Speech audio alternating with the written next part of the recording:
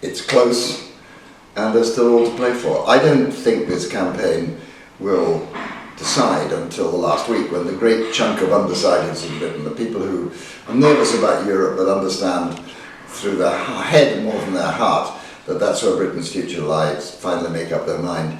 But it is tough, and it's much tougher than I thought it would be, and there's a reason for that, because there is a vast chunk of Britain, I think white, blue-collar workers, members of the golf club, and so on, whose opinions have been shaped these last 25 years in a vacuum where politicians have not argued the case for Europe by the Sun and the Daily Mail, and those opinions are very hard and difficult to shift.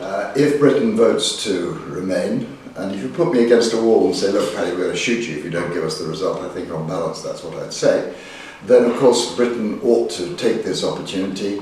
At last the roadblock is out of the way, at last the great fat miserable black incubus that has sat on our shoulders will be gone. Britain can now play a full part, fully engaged in Europe, building its alliances and helping to win where it can win and lead where it can lead.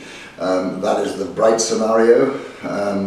The less bright scenario is that Mr. Cameron is so damaged, the Conservative Party so divided, that Britain sort of stays there grumpily, sullen, not doing what it could do, and that would be, I think, the worst of all worlds. No, actually the worst of all worlds is that we leave, and then I think people of Europe will say, well, enough then, and you move forward and we'll stay stuck in a black hole. I think there's many ways we could lead in the EU. I mean, the great British Foreign Secretaries, Castlereagh and Canning, must be spinning in their graves.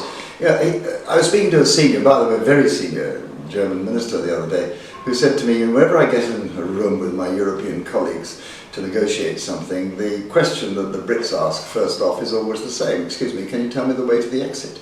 We are so busy trying to find the way out that we don't use our alliances to win for the things we believe in. You know, a more democratic Europe. We could work with the Danes on opening up the Council of Ministers, on making it public, on giving parliamentary control over ministers when they go there and asking them, scrutinising them when they come back.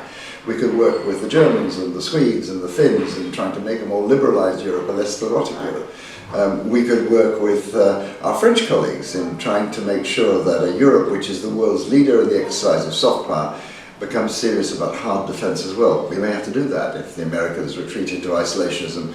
And, you know, I think even under Clinton, the America is now looking across the Pacific more than the Atlantic, let alone under, God help us, Donald Trump.